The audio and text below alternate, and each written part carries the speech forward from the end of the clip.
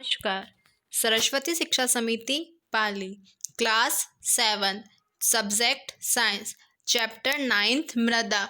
इस पाठ के अंतर्गत अपन मृदा के गुणों के बारे में पढ़ रहे थे। अब आगे चलते हैं। अगला गुण है मृदा का, मृदा द्वारा जल का अवशोषण। अवशोषण का मतलब होता है किसी चीज को अपने अंदर लेना या किसी चीज को सोखना।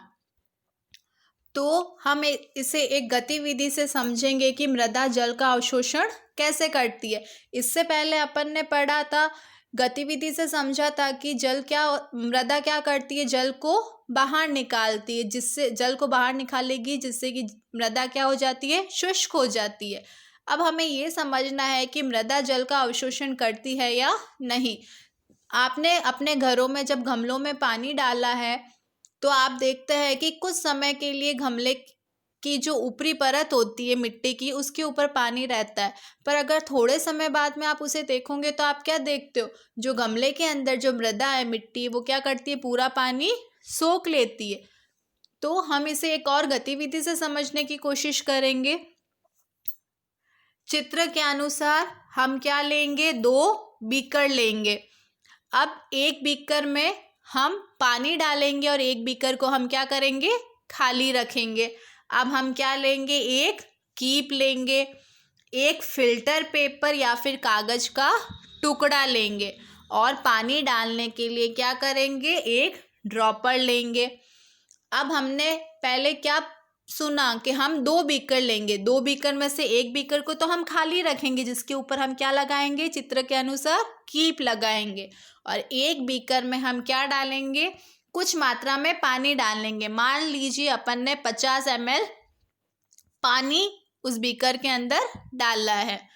अब हम क्या करेंगे, इस बीकर के ऊपर कीप को चित्र अनुसार रख देंगे।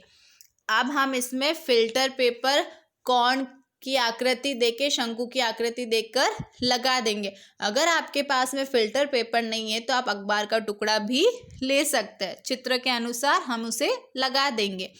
अब हमने दूसरे बीकर में जिसमें पानी लिया है उसका मापन करेंगे कि हमने कितना पानी लिया है। मान लो हमने लिया है 50 ml पानी, तो हम नोट करके रखेंगे कि हमने कितना पानी लिया है, 50 ml। अब इस फिल्टर पेपर के ऊपर हम क्या डाल देंगे, मिट्टी डाल देंगे।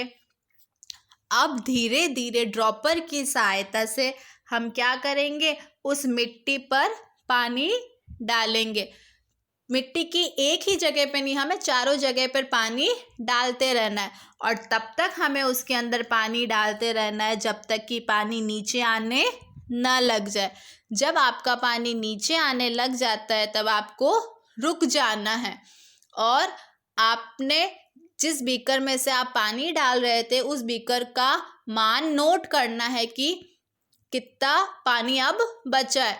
तो मान लीजिए 50 ml पानी था और अब 10 ml पानी बचा है, तो आप क्या बता सकते हो कि इस मिट्टी ने क्या कर लिया है, 40 ml पानी ले लिया।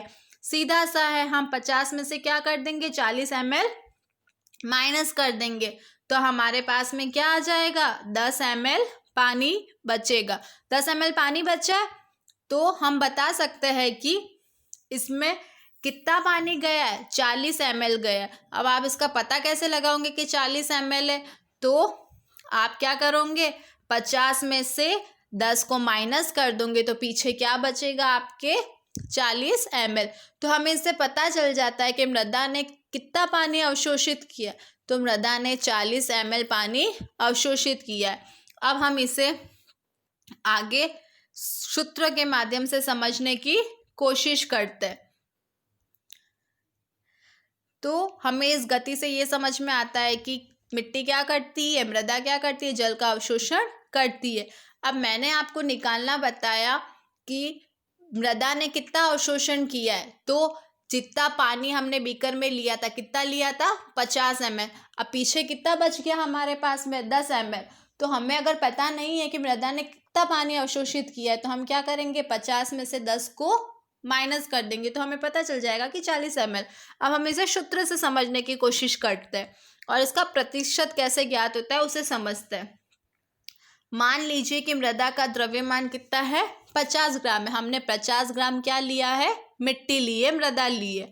अब मापन सिलेंडर में, पहले वाले सिलेंडर में हमने कितना पानी डाला, मैंने आपको कितना बताया, 50 ml बताया। अब मापन सिलेंडर में जल का अंतिम आयतन, अब जब अपन ने मिट्टी में सारा पानी डाल दिया तो अब हमारे उस मापन सिलेंडर में कितना पानी बचा, तो मैंने आपको बताया 10 ml बचा। तो हम मृदा द्वारा अवशोषित जल का आयतन, अब मृदा ने कितना जल अवशोषित किया है, तो हमारा U कितना है, 50 है, और V कितना है हमारा, 10 है, तो कितना आ जाएगा, 40 आ जाएगा। अब ये कह रहे हैं मृदा द्वारा अवशोषित जल का द्रव्यमान, तो अब द्रव्यमान कितना होगा। अब नीचे बताया गया है कि जो ml होता है, 1 ml जो होता है वो 1 ग्राम के बराबर होता है। तो चाहे 10 ml हो या चाहे 10 ग्राम हो, दोनों क्या होंगे, एक दूसरे के बराबर होंगे।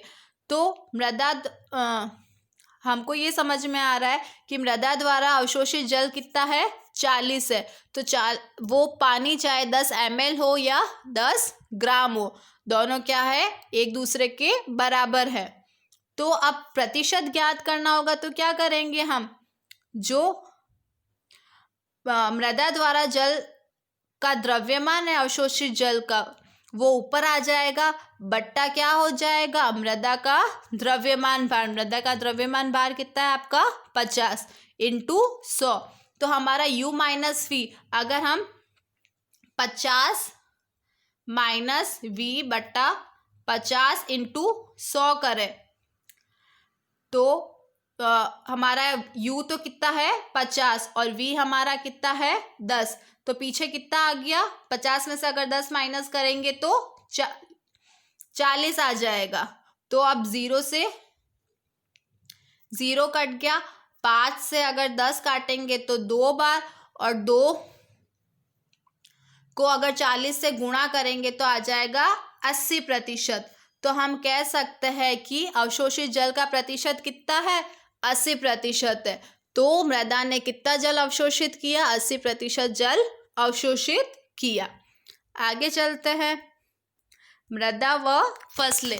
कोई भी मिट्टी होती है, उसे जो बाह्य जलवायु कारक होते हैं वो क्या करते हैं, उसे कहीं ना कहीं हानि पहुंचाते हैं, और उसके अपर्दन में भी मतलब मृदा का अपर्दन भी करते हैं। अब फसल के लिए कौन कौन सी मिट्टी आवश्यक होती है या उपयुक्त होती है, तो गेहूं के लिए मृणमय मिट्टी अच्छी होती है, क्योंकि इसमें जो जल धारण करने की क्षमता होती है वो बहुत अच्छी होती है, वो पानी अच्छे से सोखती है और जल का धारण भी अच्छे से करती है।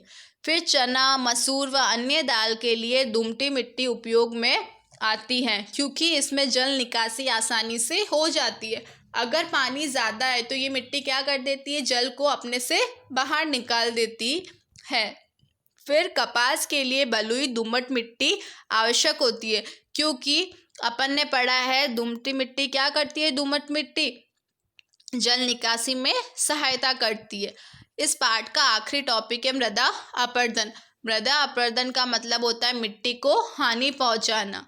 जल, पवन अथवा बर्फ के द्वारा मृदा की जो ऊपरी सतह होती है उसका हटना क्या कहलाता है, मृदा अपर्दन कहलाता है।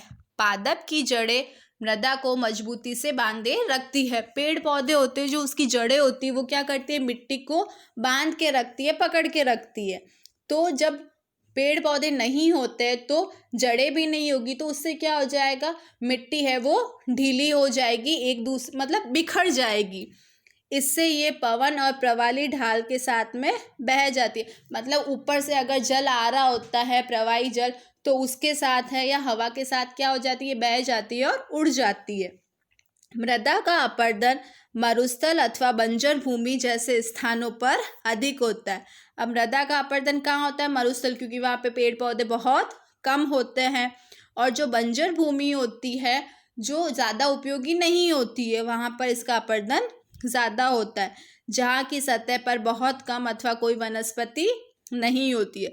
अतः वृक्षों की कटाई और वनोन्मूलन को रोका जाना चाहिए। इसलिए हमें पेड़ पौधे नहीं काटने चाहिए और ज़्यादा से ज़्यादा पेड़ उगाने चाहिए और हरित क्षेत्रों को बढ़ाने का प्रयास करना चाहिए। हमें वनों को काटने से रोकना चाहिए और क्या करना चाहिए, ज़्यादा से ज़्यादा हम पेड़ पौधे उगा सके उसका प्रयास करना चाहिए। ये इस पार्ट का आखिरी टॉपिक था।